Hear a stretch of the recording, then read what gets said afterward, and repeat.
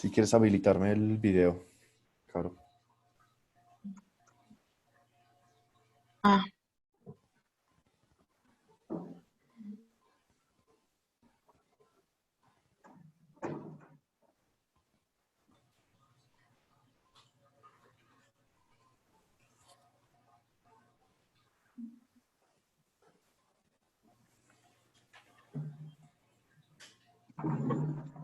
listo.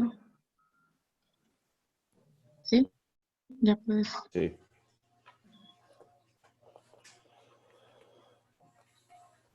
Listo, yo creo que podemos empezar, ¿no?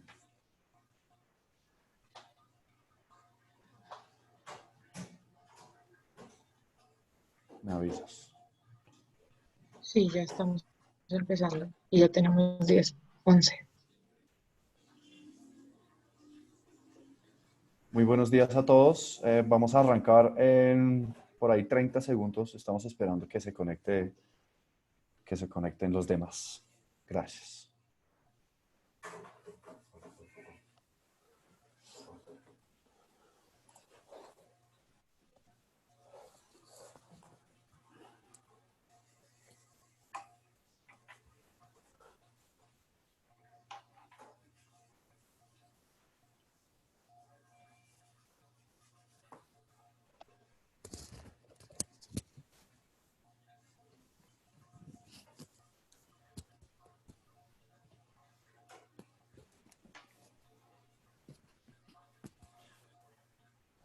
Listo. Muy buenos días a todos. Gracias por acompañarnos en este webinar de Bridgecham Colombia, la Cámara de Comercio Británica en Colombia. Hoy estamos acompañados por colegas de KPMG Colombia y SAS Risk and Quantitative Solutions.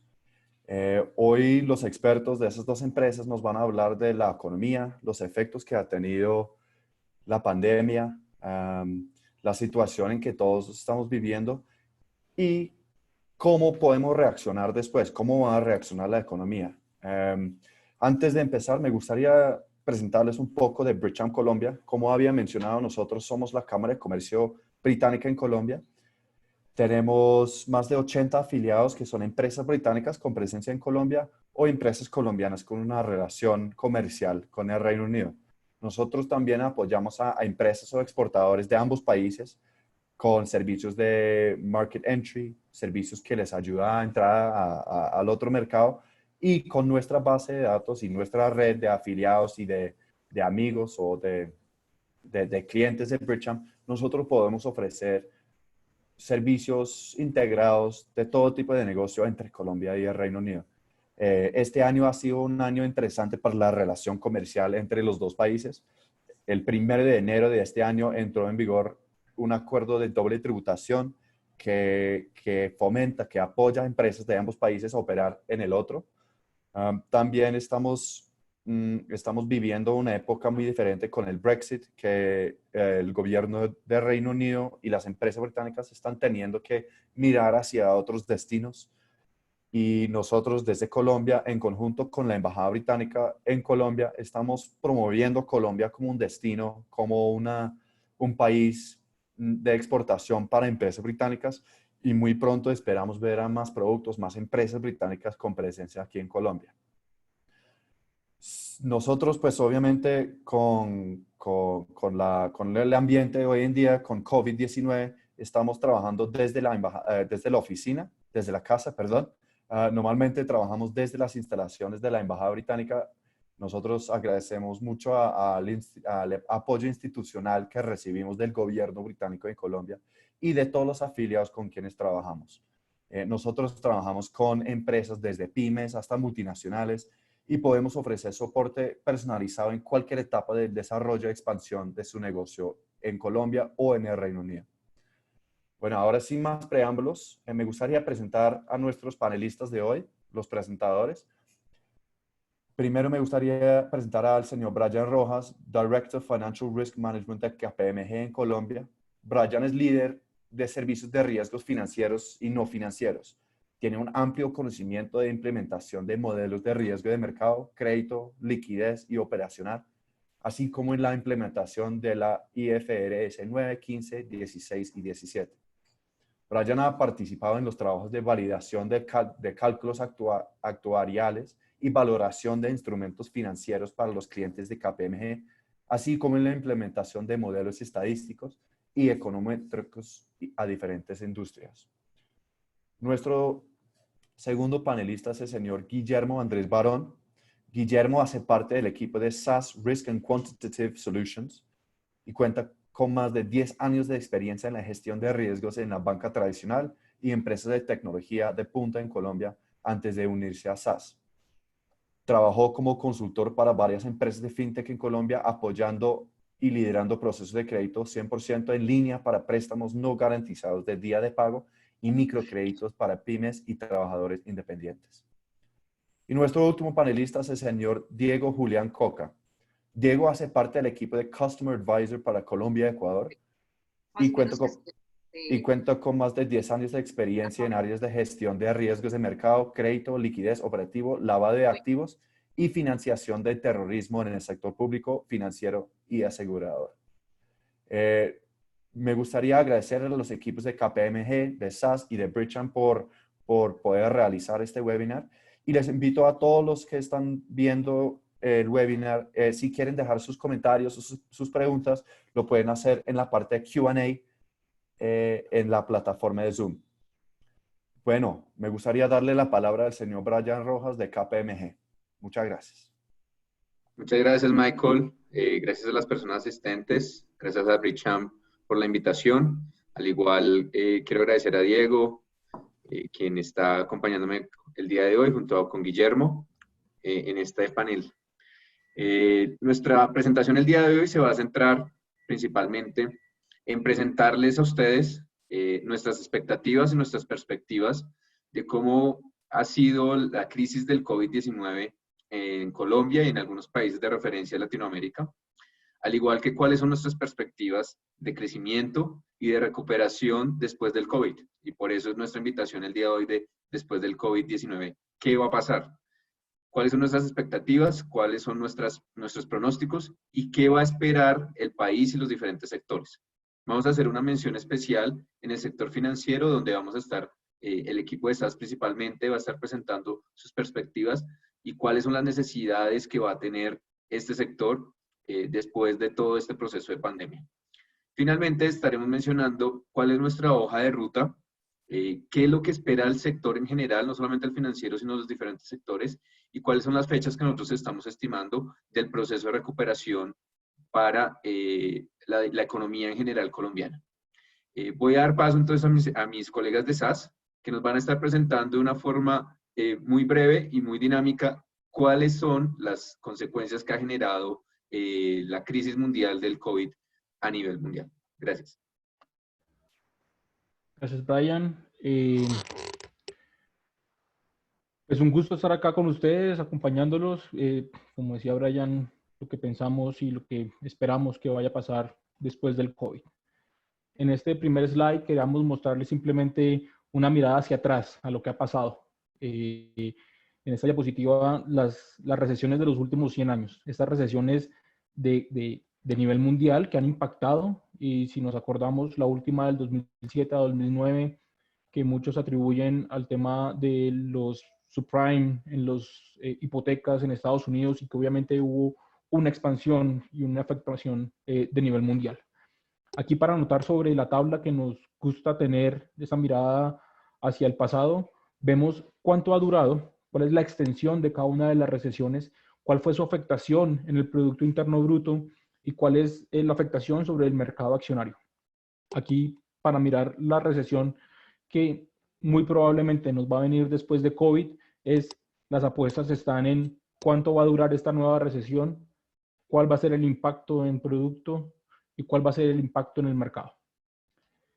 Hemos visto cómo ya los sistemas sanitarios han estado salvando vidas y haciendo todo lo necesario para que estas pérdidas humanas sean lo menor posible. Para hacer esto, pues hemos entrado en periodos de cuarentena prolongados, con recesiones o disminuciones en las ventas en la mayoría de las empresas.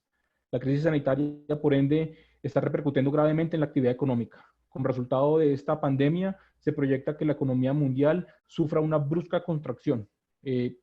Estamos hablando de por lo menos un 3% para el 2020. Y dependiendo de cuánto dure, cuál sea la extensión de esta afectación económica, pues las apuestas están para el 2021 de una forma tal vez, ojalá, más optimistas.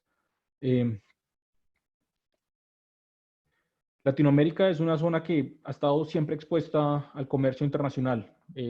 Digamos, la contracción y la devaluación frente al dólar de nuestras monedas ha sido fuertemente afectada, sobre todo en países como Brasil, Chile, México, Argentina, Colombia sobre todo. Las caídas se aceleran aún más por la fuga de capitales a destinos más seguros y la incertidumbre económica pues fortalece esta fuga de capitales. Entonces hay que tener ojos sobre el mercado bursátil y la transaccionabilidad en las monedas y la depreciación de nuestras monedas frente al dólar. Esto es simplemente lo que ya ha pasado. La región ha estado muy apalancada, sobre todo en la exportación de hidrocarburos y materias primas.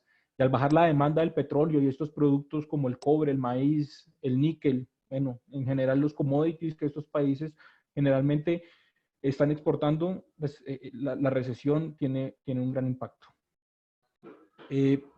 Grandes analistas, ya Bloomberg y el Wall Street Journal y demás, están prediciendo recesiones de nivel completo o leve, pero hay recesión y va a haber una recesión. Es lo que estamos intentando mitigar y estar fortalecidos para cuando esto sea un efecto real, estemos preparados. En Colombia decimos, y en el mundo, mucha gente, prepárate para lo peor, porque cuando llegue la situación vas a estar preparado y vas a tener mejor fortaleza para afrontarlo. Ya hay estimaciones del PIB para el G20 que alcanzan los 100 mil millones de dólares. Esto es el G20, imagínense qué puede pasar con los países en vía de desarrollo. Entonces, esta es una breve mirada hacia el pasado, ver las recesiones de los últimos 100 años y ver cómo podemos estar preparados para el mediano plazo y hasta un largo plazo. De nuevo, depende mucho de la extensión de la recesión. Y aquí están las apuestas en proyectar esto. Siguiente diapositiva, por favor. Diego. Gracias, Guille. Antes que nada, agradecer al equipo de KPMG, a Bricham, puntualmente a Brian y a su equipo de trabajo. No quisiera dar inicio a mi presentación sin antes esperar que todos los asistentes a este webinar se encuentren bien de salud, que esperemos que ni a ustedes, ni a sus familias, ni a sus seres queridos pues nos vaya a tocar este tema del COVID, que creo que es lo más importante. Bien, ahora sí entrando en materia, como bien lo decía Guillermo, la idea de esta presentación o lo que quiero mostrarles puntualmente es ver nosotros cómo estamos viendo la economía, cuáles son los principales factores que la están afectando, cuáles son los principales retos que tendríamos, qué está haciendo el gobierno, qué están haciendo los entes de control, tanto internos como externos. Y en este slide sencillamente quiero mostrarles algunos de los tópicos, de los puntos más relevantes que nosotros hemos logrado rescatar, ya que, digamos, hay demasiada información. Lastimosamente debo decirlo que el panorama, digamos, en el corto, mediano plazo no es alentador. Pues sin embargo, como bien lo decía Guillermo y Brian en su charla de apertura, la idea es cómo nosotros a través de KPMG y a través de SAS podemos acompañar a las organizaciones para tomar las medidas preventivas y mitigar los riesgos asociados a la expansión del COVID, ¿cierto? Entonces comenzaré diciendo por la primera viñeta, donde la expansión del coronavirus ha limitado la producción de muchas empresas. En el mercado local es evidente lo que ha venido pasando. Muchas compañías de diferentes sectores donde se han declarado insolventes. Las cifras del desempleo están disparadas. Hay dificultades inclusive para cumplir con los con los pagos de las nóminas, con los plazos de los salarios y demás. Lo citaba Guillermo hace unos segundos, la drástica caída de los precios del petróleo, los commodities. Vemos ahorita la volatilidad del dólar, muchos inversionistas buscando activos refugio, la degradación que pueda tener el país por las calificadoras de riesgo claramente podría llevar a que los inversionistas tiendan a buscar un tipo de activos o otras economías mucho más estables en pro de mitigar los riesgos asociados. Sin embargo, veíamos hace poco un informe de Bloomberg que es algo coyuntural donde, digamos, muchos inversionistas extranjeros están viendo en Colombia oportunidades interesantes de inversión, ¿cierto? Vemos que, digamos, entre los países de América Latina, pues Colombia es un país que cuenta con una calificación de riesgo, digamos, sólida. Y en contraparte vemos cómo el ministro de Hacienda, a lo que nosotros llamamos un choque aleatorio, a lo que sería este caso del COVID, se ha incrementado todo el tema de la financiación. Vamos a ver que la deuda externa de Colombia está atravesando por los máximos de los últimos 15 años. Entonces, en medio de tanta conjetura, en medio de todo lo que está pasando, lo que queremos es tratar de ver cómo los estados se van a preparar para hacer frente a este tipo de acontecimientos que estamos viendo. Pasamos a la siguiente, Caro, por favor.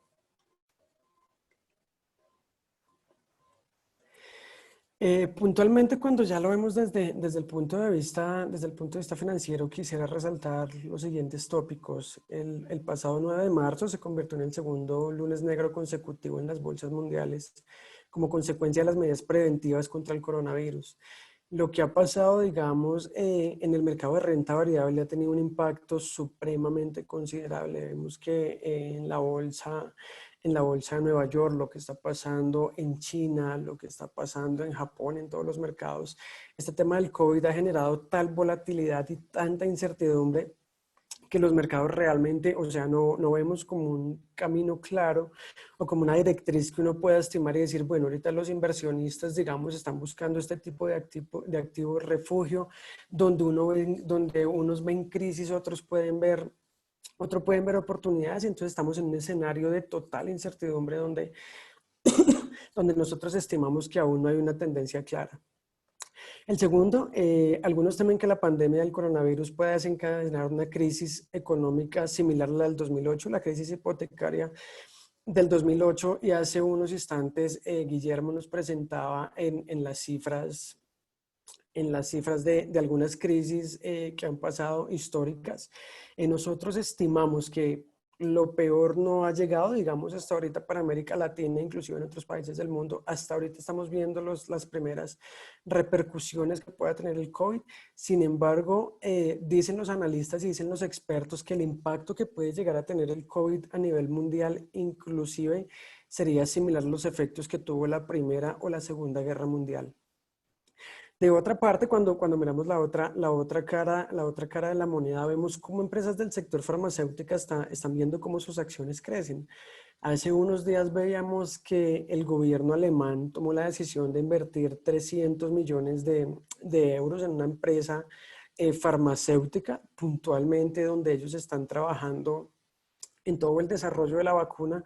Sin embargo, como les decía, el panorama no es alentador. Dicen también los técnicos y las personas de las farmacéuticas que ellos realmente no estiman que podamos tener una vacuna a finales de año.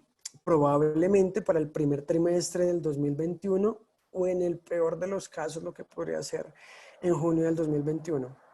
Creo que actualmente estamos luchando, debatiendo contra una enfermedad o contra un virus que no tiene un comportamiento histórico, digamos, no tiene un antecedente, lo que hace mucho más difícil el poder estimar o tener una vacuna en el corto plazo.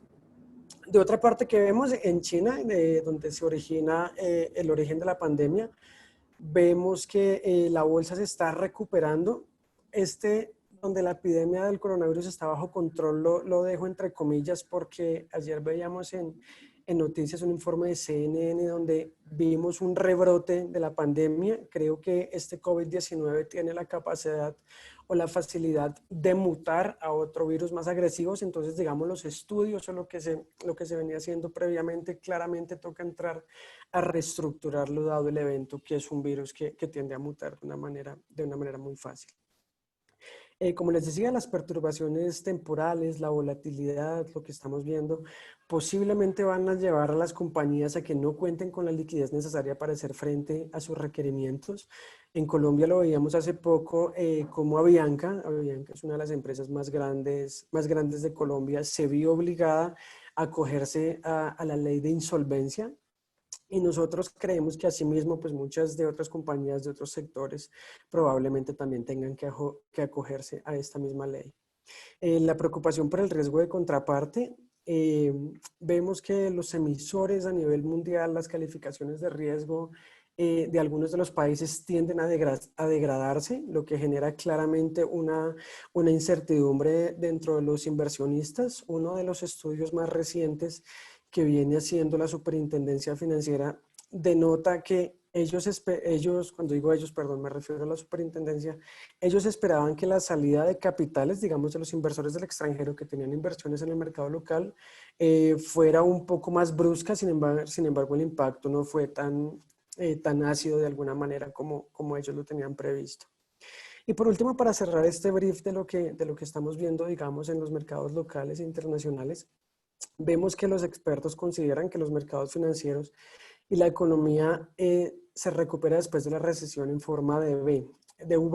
Esta V, ¿qué quiere decir? Que lo que les digo, lo peor de la crisis no ha llegado. Sin embargo, va a llegar un punto en que toque fondo, y va a ser una recuperación muy, muy lenta, tal cual como lo observamos en la V pequeña. Bueno, sin más preámbulo, creo que doy paso a Brian para que continúe con la presentación. Siguiente, por favor. Perdón, a Guillermo, disculpen, doy paso a Guillermo. Qué pena, Brian, disculpen. Aquí en este slide vemos un poco cómo estaba Latinoamérica antes de que llegara la pandemia. No estábamos en el mejor momento. Previo al choque del virus, las calificaciones venían ajustándose, las calificadoras venían tomando, acciones sobre estas calificaciones y los impactos que siempre trae este cambio en calificaciones. Aquí tenemos un pequeño ejemplo simplemente de 3 de los mejores o más importantes indicadores en Colombia y cómo todos están dando retornos negativos para este momento. No sin antes ver que también mercados han repuntado, China comenzó a repuntar, se espera que toda la economía comience a repuntar. Sin embargo, hay que tomar las decisiones con certeza, basados en información severa, verificable, y que podamos tener las mejores decisiones para Latinoamérica de inversión y saber cuál es la mejor perspectiva de inversión en este momento. Los impactos se esperan que sean transversales a la economía. Como les decía, se va a generar una recesión y, como decía Diego, la recuperación va a ser lenta, pero con seguridad y confiando en que las acciones de nuestros gobiernos para contener la pandemia, para resguardar las vidas y al mismo tiempo poder rescatar la economía y que se reactive de forma prudencial y escalonada, va a dar fruto. Ahora sí, Brian. Vale, siguiente. Bueno, Sí, los países... Sí. Dale, Brian, qué pena, continúa, por favor. No, un poco aquí de revisión, lo que estamos viendo aquí en estas diapositivas es que obviamente hay una serie de países que han sido muy afectados por la pandemia, entre ellos por números de contagios. Estamos hablando que Estados Unidos y Brasil pues son de los países donde más se ha presentado obviamente el deterioro por las consecuencias que ha generado el virus. Esto pues acompañado de una serie de crecimiento en sus indicadores de Producto Interno Bruto y un incremento en las tasas de desempleo. Principalmente pues vamos a ver que las proyecciones, como lo ha mencionado Diego y Guillermo, pues de estos países han sido bastante fuertes. Los pronósticos para estos países en cuanto a contagio se indican que Por ejemplo, en las últimas semanas, Estados Unidos ya llegó a su punto top. Brasil todavía está en un proceso fuerte de crecimiento de contagios, siendo el líder aquí en Sudamérica. Y para el caso de Colombia, se indica que realmente estamos entrando hasta ahora en el proceso fuerte de contagios a nivel local. Sigue, por favor.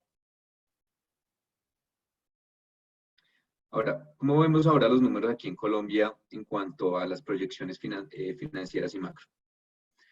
Bueno, el escenario en Colombia no deja de ser preocupante, al igual como lo mencionó Diego y Guillermo, pues realmente el escenario no es agradable. Las proyecciones que se tiene por parte de KPMG es en promedio llegar a un decrecimiento del 3.1%, muy en línea a los rangos que se están manejando otro tipo de entidades como FEDesarrollo, que incluso llega hasta un 7.9%, Banco de la República que llega a una caída del 7%, el Banco Mundial alrededor del 5%, el Fondo Monetario Internacional está hablando alrededor del 5%, y CEPAL también hacia alrededor del 3% más o menos de caída.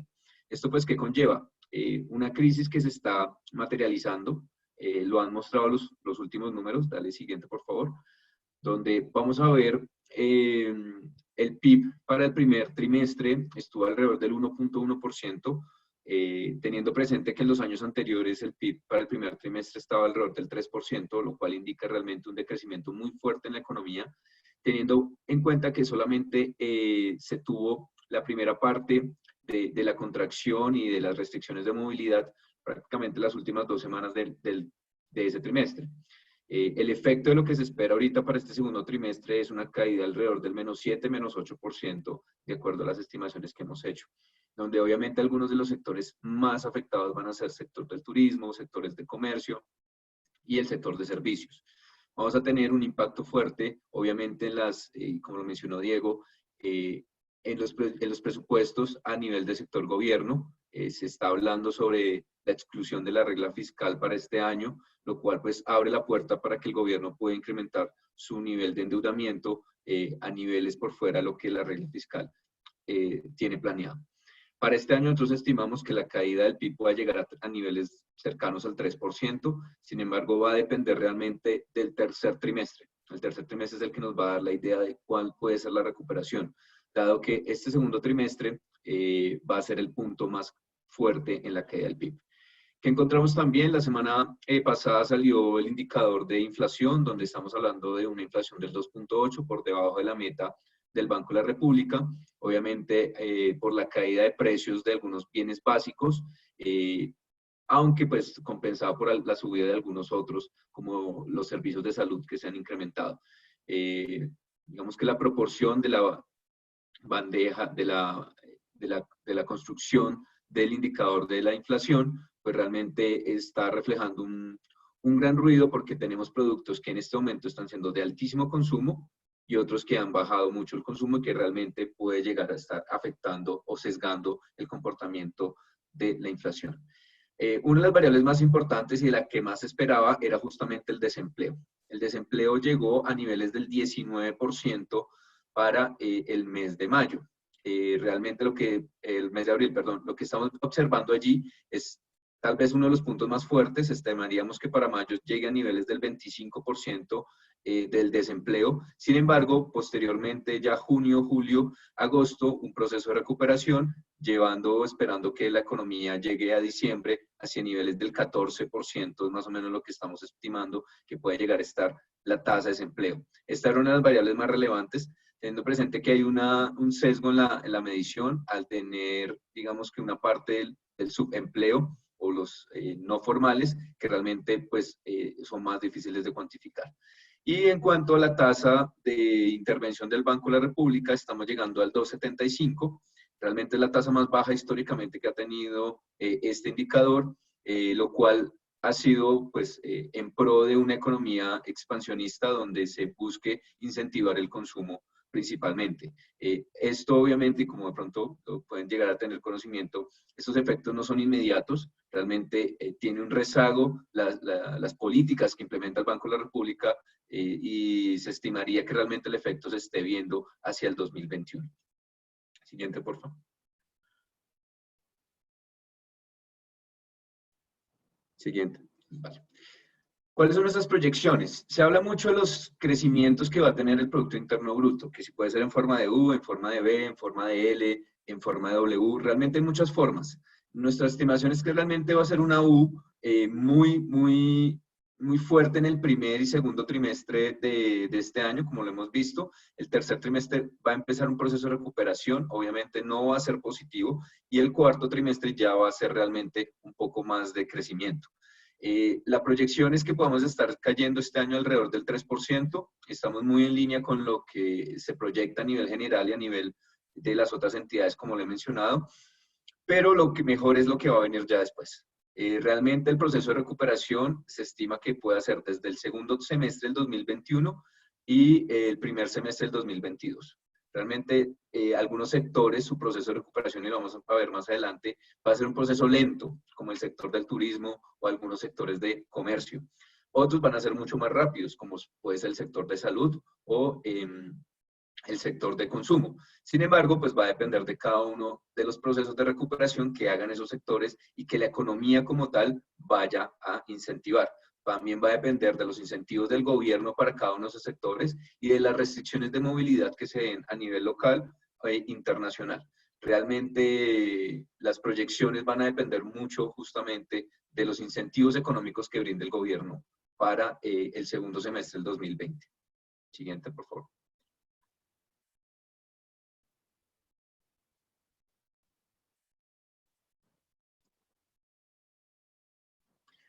Ahora, otra de las variables relevantes es la tasa de cambio, tal vez de las variables más difíciles de pronosticar y por ende los rangos son bastante amplios en estos factores.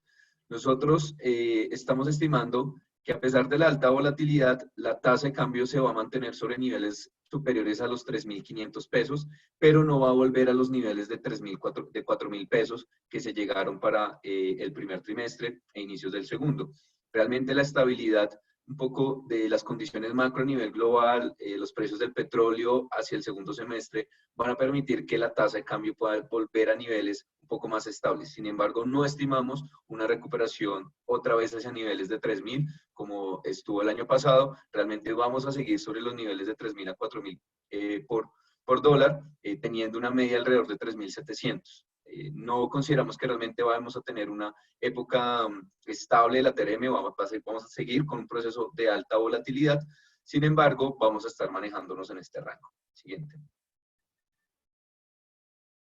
Como lo mencionaba, la tasa de desempleo, el pronóstico que nosotros estimamos para la tasa de desempleo va a estar alrededor del 14% para el fin de este año, el 2020, con una esperanza de que algunos sectores se puedan recuperar rápidamente para lograr una disminución de esa tasa de desempleo, llegando a lo posible alrededor del 13%, pero realmente con un escenario que puede ser el más desfavorable, alrededor del 16% en una tasa de desempleo, principalmente afectado por sectores como turismo, como lo he mencionado, una disminución fuerte de la demanda de consumo y de algunos productos del sector de comercio.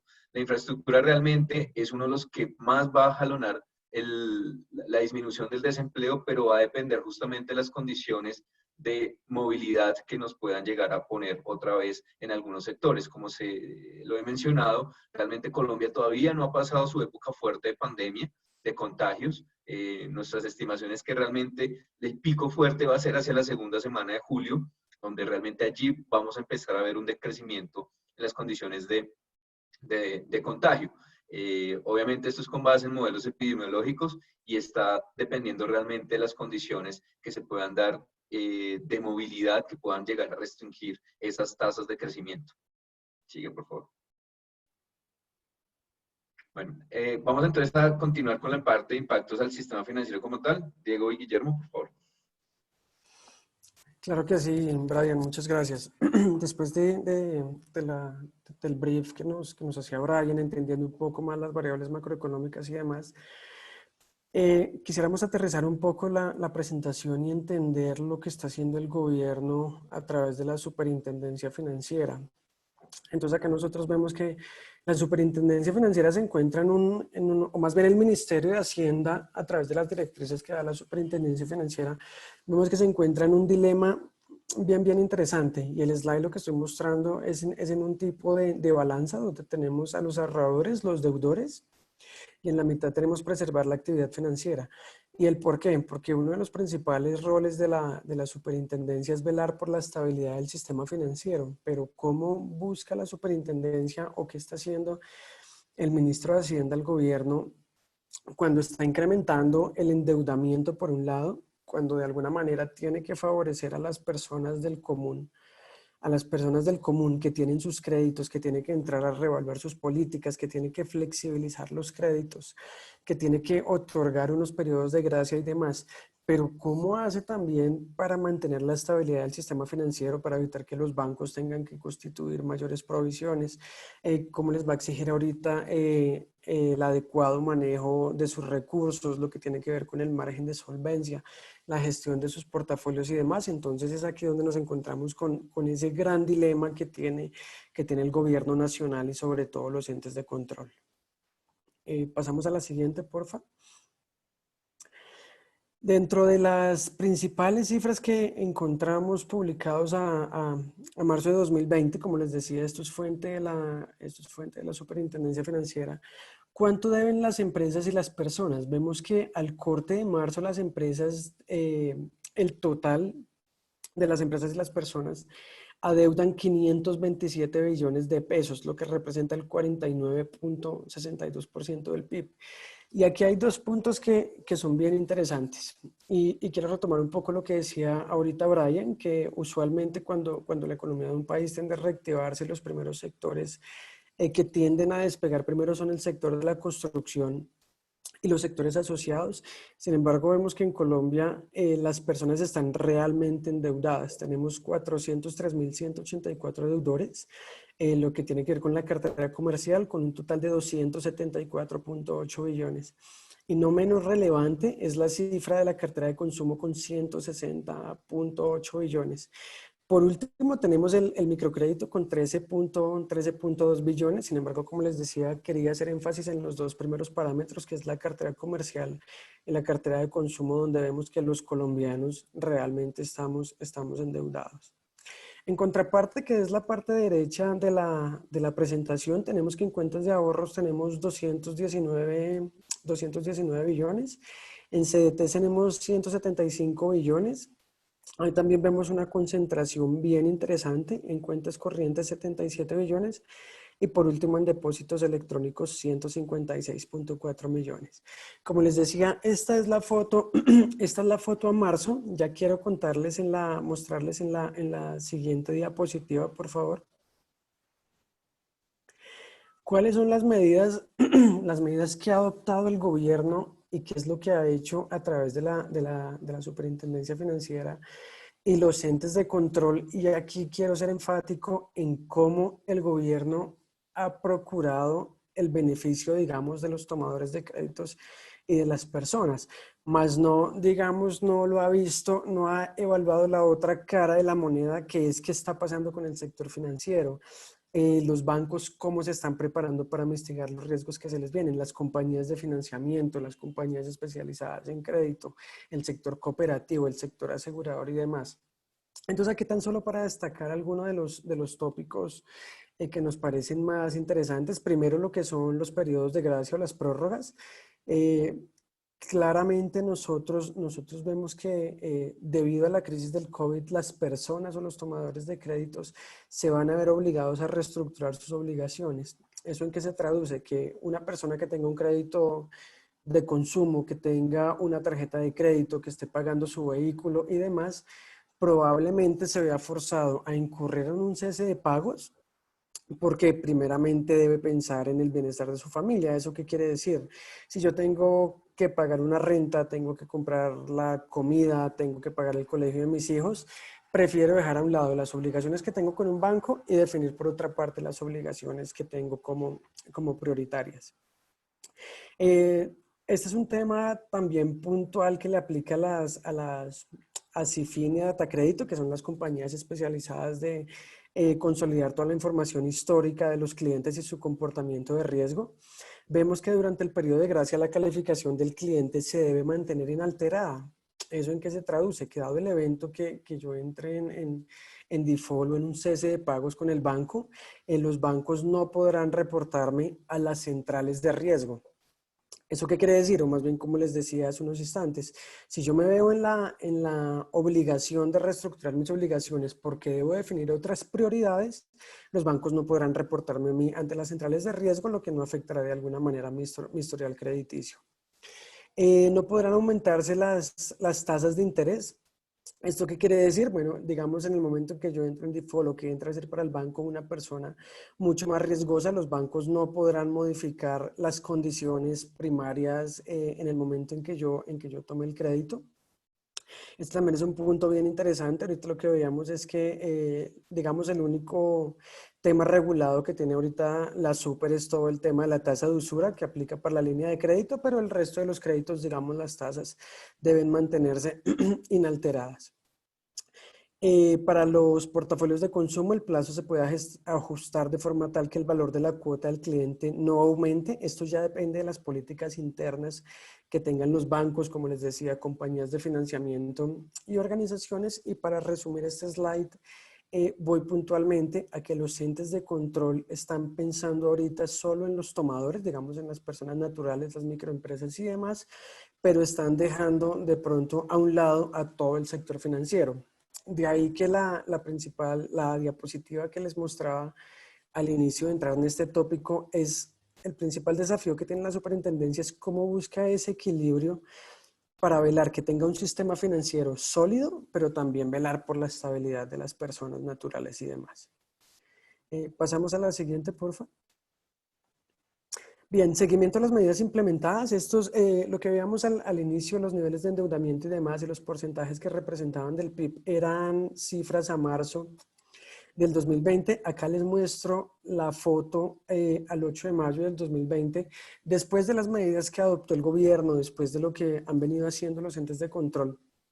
Quiero enfocarme un poco en lo que han venido haciendo las personas, lo que han venido haciendo las medianas y pequeñas empresas y cómo se ha incrementado el nivel de endeudamiento de estas. Al 8 de mayo se han cubierto 8.565.379 deudores y vemos un incremento o un punto cero donde se han tomado 10.789.202 créditos, lo que representa para las compañías un saldo de cartera de 177.94 billones.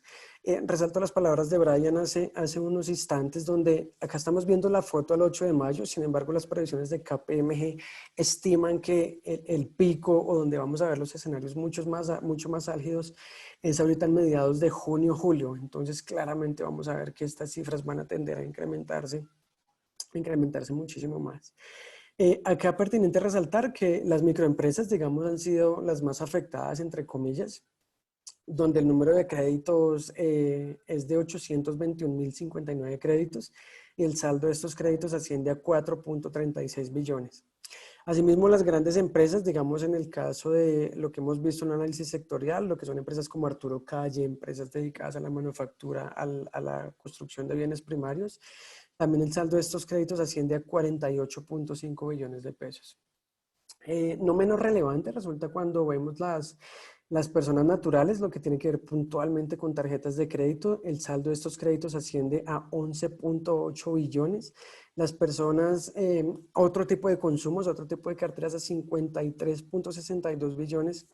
Como les decía, lo que nos lleva a concluir que realmente los colombianos estamos realmente endeudados. Es curioso cómo ver el crédito hipotecario no tiene un comportamiento tan disidente, sin embargo vemos que en otras líneas de crédito sí está disparada la reestructuración de estas obligaciones y demás. Pasamos a la siguiente, por favor. Bien, ahora lo que quiero mostrar es cuáles son los principales retos y desafíos que van a tener no solo las personas, sino también los retos que va a tener el sector financiero. Como lo vemos ahorita, la limitación a las salidas de capital. Es curioso ver cómo los inversionistas extranjeros, digamos, confían o tienen alguna certeza de lo que está pasando en el país, a diferencia de lo que pueden decir las calificadoras de riesgo. Se siente alguna confianza, sobre todo en los títulos de deuda, donde vemos que últimamente ha existido una mayor demanda por este tipo de papeles. El plan de uso de la provisión contracíclica, la provisión contracíclica, para entenderlo de una manera sencilla, perdón un instante. De una manera sencilla vemos cómo los bancos y las compañías en un escenario normal, cuando los escenarios son favorables, ellos deben constituir una mayor provisión previendo escenarios como los que tenemos ahorita. Entonces, casi que le están diciendo es, usted tenga ahí un colchón de liquidez, tenga ahí un ahorro previendo que en algún momento usted va a tener un escenario catastrófico y por consiguiente haga uso de esos recursos para hacer frente a ese tipo de escenarios que se le vienen de ahora en adelante. También las probabilidades de ocurrencia, los escenarios macroeconómicos, Brian lo explicaba hace 2 minutos, tenemos el desempleo, tenemos la volatilidad de la TRM, que impactan no solamente al sector financiero, también vemos estudios que las compañías de seguros se han visto seriamente afectadas, sobre todo por las reservas técnicas que están respaldando el ramo de terremoto. La volatilidad ha sido supremamente considerable. Por consiguiente, tienen que entrar a revisar y hacer ajustes a sus modelos macroeconómicos. Y por último, insisto en los diagnósticos que nos presentaba Brian hace unos instantes, así como KPMG tiene un área especializada de Research and Development, las compañías, los bancos y todo el sector también tienen que entrar a revisar sus pronósticos y ajustarlos y poder estimar el impacto de las pérdidas esperadas. Pasamos a la siguiente, por favor. Listo, Brian, acá te devuelvo la palabra. Claro que sí. Gracias, Diego. Bueno, con base en lo que hemos visto, de lo que nos han compartido nuestros colegas de SAS y lo que les he mencionado sobre las expectativas que tiene la economía latinoamericana, mundial, de Colombia, la afectación en uno de los sectores más importantes y que en este momento también está siendo muy relevante, que es el sector financiero, pues también, ¿qué viene ahorita después de todo esto, no? Que es pues el objeto también de nuestra charla de mostrar nuestros números, de mostrar nuestras perspectivas y de mostrar nuestros impactos. Entonces vamos a mostrar un poco qué es lo que nosotros esperamos de que pueda seguir ocurriendo a nivel general. Nosotros vemos 4 tipos de escenarios de plan de retorno y recuperación.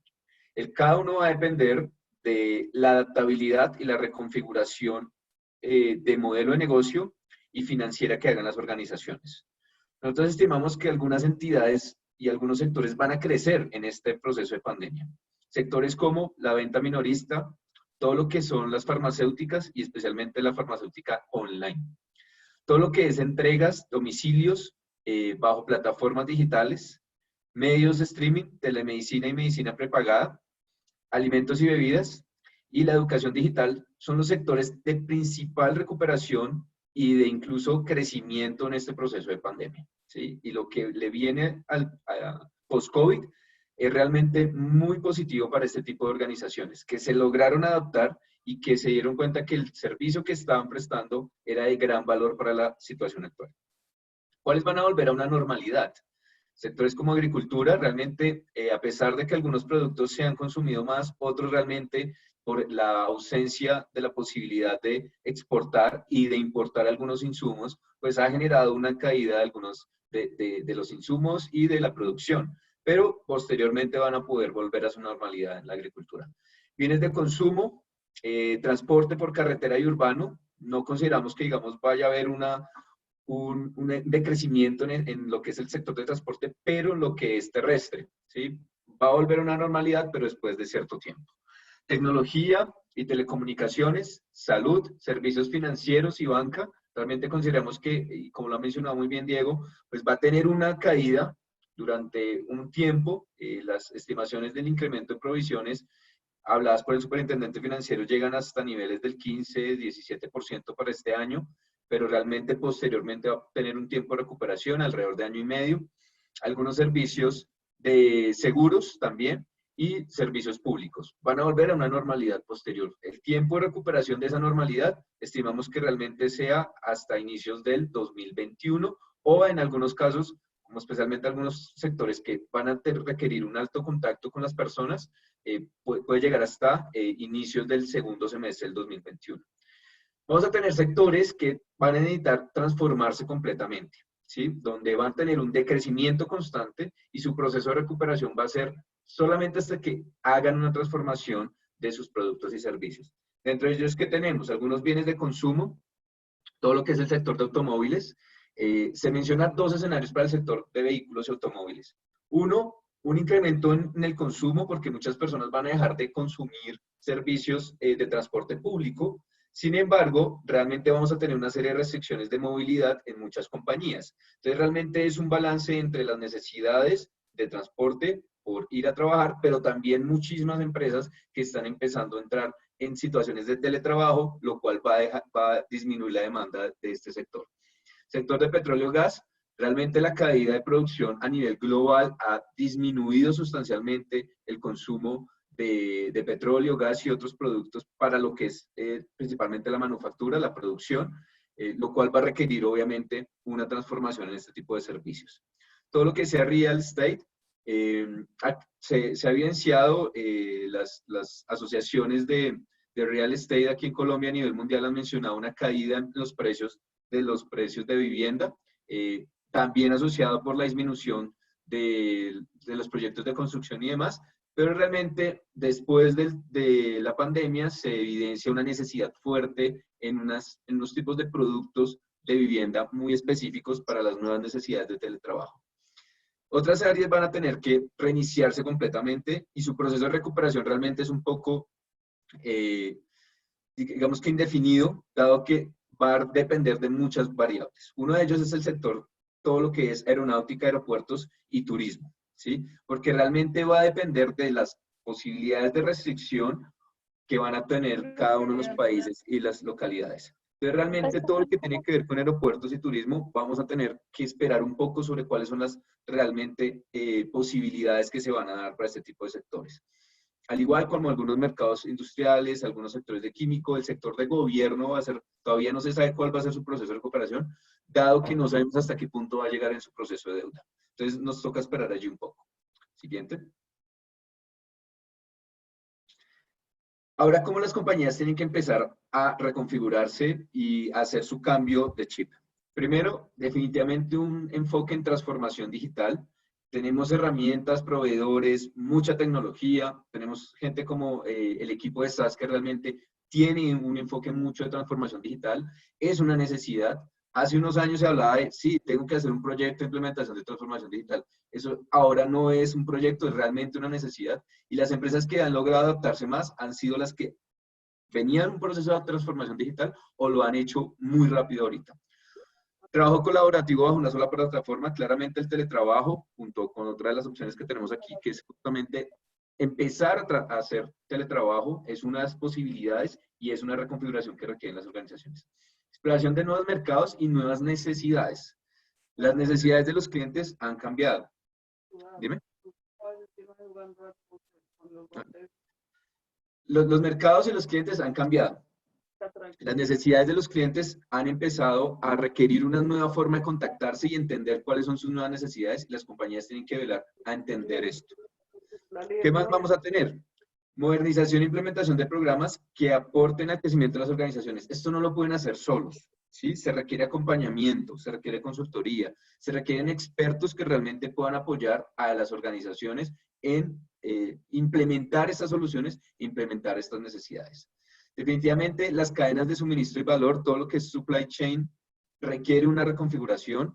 Hoy en día, las empresas se han tenido que adaptar a unas necesidades de, primero, cuidado personal, cuidado de sus empleados, de cómo voy a recibir mis productos. Los productos tienen que venir con unas condiciones sanitarias, ¿sí? Definidas por los gobiernos locales y demás. Entonces, esto nos va a cambiar cómo voy a también ofrecer los productos a mis clientes. Esto obviamente va a generar una afectación en costos y justamente por eso se requiere el apoyo de expertos que puedan llegar a solucionar y a dar una visión global de las necesidades de las compañías. Siguiente. Nosotros enfocamos 4 elementos principales que los podemos mencionar aquí. El primero es gobierno. Cuando hablamos de gobierno es tomar decisiones estructurales, decisiones efectivas, ágiles, bajo las necesidades actuales. Hay que pensar aquí en 2 momentos del tiempo. Un corto plazo, un inmediato corto plazo y un mediano plazo. ¿Por qué no hablamos de un largo plazo? Porque el largo plazo realmente no vamos a tener mucha posibilidad de proyectar mucho tiempo hacia adelante, dado que tenemos, digamos que una serie de restricciones y una alta volatilidad de mercado. Necesitamos tecnología, eso es fundamental. Necesitamos hacer inversión en tecnología local, internacional, con los proveedores de más alto nivel, como la gente de SaaS. Necesitamos hacer un balanceo operacional, equilibrar todos nuestros proyectos, nuestras necesidades, tenemos que hacer acople a la normatividad interna. Y un modelo operativo que sea eficiente, una relación entre clientes y proveedores. Siguiente.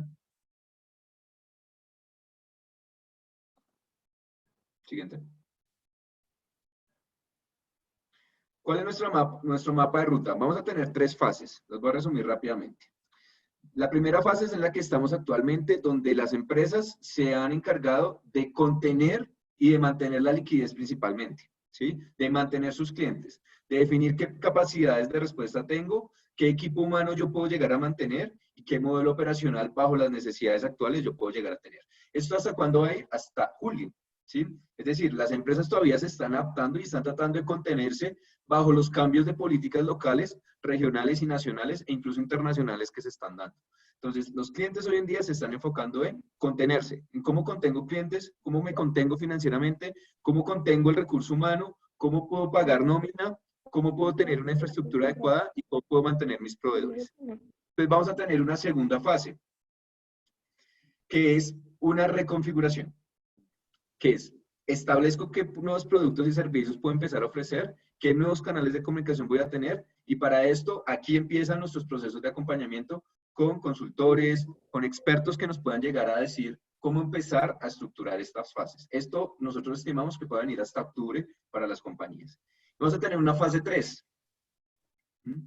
que es lo que nosotros denominamos como el New Corporate, que es una revolución corporativa que generó el COVID, ¿sí? Nosotros vamos a tener un pre-COVID y un post-COVID.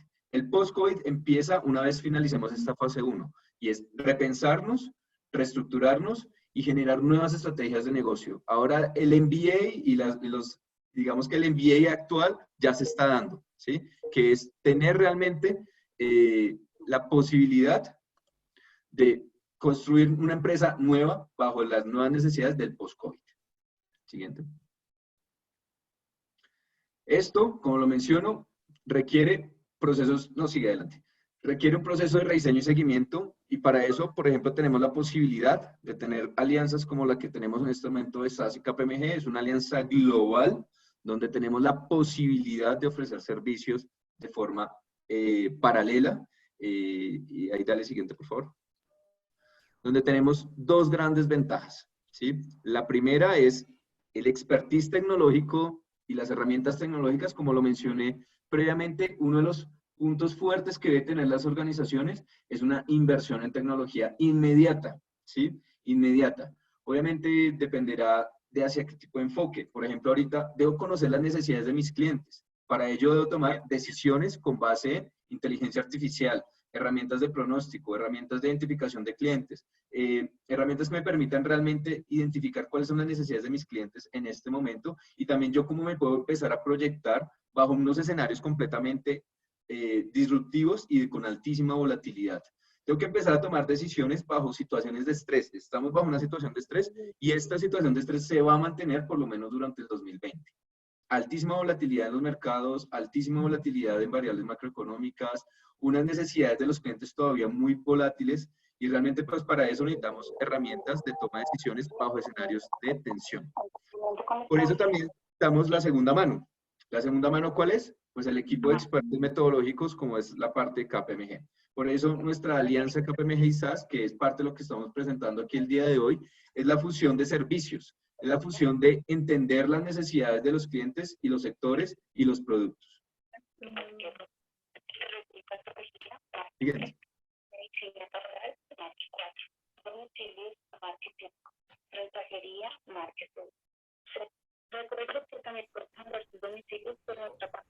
Hola a todos, si pueden poner en mute sus micrófonos, que estamos molestando a los que están hablando. Muchas gracias. ¿Qué más para presentarles? Tenemos diferentes tipos de escenarios que tenemos que tener presentes. Como lo mencionaba, aquí es supremamente importante hablar de cuáles son las necesidades que tienen las organizaciones, y uno de los más importantes es cuáles son nuestras proyecciones, nuestros escenarios macroeconómicos. Por eso tenemos pruebas de sensibilidad, pruebas de stress testing, forecasts que nos van a permitir realmente tomar decisiones más adecuadas bajo escenarios de altísima volatilidad. Y creo que por eso es supremamente importante contar con expertos que nos puedan llegar a apoyar en estos temas. La hoja de ruta no es una hoja de ruta sola y no es individual. Lo que me refiero es que no es una hoja de ruta en la cual solamente tengamos a mi cliente como mi única fuente de ingresos, ¿no? Es que tenemos que empezar a pensar de una forma mucho más global, ofreciendo nuevos productos, vinculando tecnología, vinculando expertos, reconfigurando mi negocio como tal. ¿Sigue? Aquí, como menciono, uno de los puntos fundamentales es tener una posibilidad de tener proyecciones macroeconómicas. Hoy en día, nosotros desde KPMG, nosotros hacemos proyecciones, nosotros presentamos un informe semanal y quincenal de nuestras estimaciones y realmente ha sido muy útil para las organizaciones entender cómo se puede llegar a presentar el crecimiento del país, de algún sector, de alguna variable macroeconómica que pueda afectar mi compañía o mi economía o mi sector. Esto ha sido fundamental y obviamente a través de las herramientas de esas, pues esto ha sido posible. Antes de finalizar, pues quiero darle la palabra al equipo de SAS si quieren complementar algo aquí al respecto.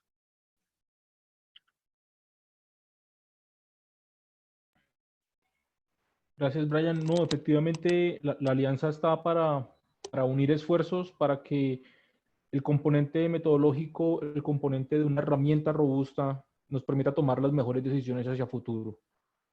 Partimos de una premisa también en esta situación de coyuntura y tenemos soluciones que han sido pensadas para que nuestros clientes y los clientes potenciales puedan acceder al mejor recurso tecnológico con licencias, por ejemplo, de trial and buy, donde no tienen que incurrir inmediatamente en licenciamiento fuerte de software, sino que pueden entrar, probar, sacar provecho, hacerlo en producción y si les funciona, sigan adelante y si no, digamos, pasamos a un proyecto más grande. Pero es una ayuda genuina que queremos poner en disposición de todo el mundo, la analítica, las herramientas y de la mano con consultores como KPMG en su experiencia y en su acompañamiento metodológico para tener las mejores decisiones. Es todo. Sin nada, Guille, tan solo para complementar y dar un poco de alcance a lo que tú estás diciendo, creo que la presentación nos lleva a que la palabra de moda en estos momentos es incertidumbre. Es incertidumbre, no hay una tendencia clara, no sabemos lo que pueda pasar y por consiguiente también quisiera hacer énfasis y resalto lo que dijo Brian en ese momento de que la transformación es un punto clave dentro de ese roadmap que tienen que desarrollar las organizaciones y ahí es donde estamos nosotros para prestar el apoyo tecnológico de la mano siempre de los consultores que pueden ser KPMG y considero que la sinergia y el apoyo que nosotros podamos brindar en estos momentos puede ser clave para el cumplimiento de los objetivos estratégicos de las organizaciones. Eso sería todo. Muchas gracias. Perfecto, muchas gracias. Entonces dejamos abierto si hay preguntas. Sí, muchísimas gracias. Pues antes que todo me gustaría agradecer al señor Brian Rojas, al señor Guillermo Andrés Barón y al señor Diego Julián Coca por su participación en este evento. Espero que haya sido muy interesante para todos los que asistieron. Nosotros, sí, queremos pues invitarlos a todos ustedes a hacer preguntas. Tenemos un par de minutos más para que pregunten lo que necesitan a los expertos.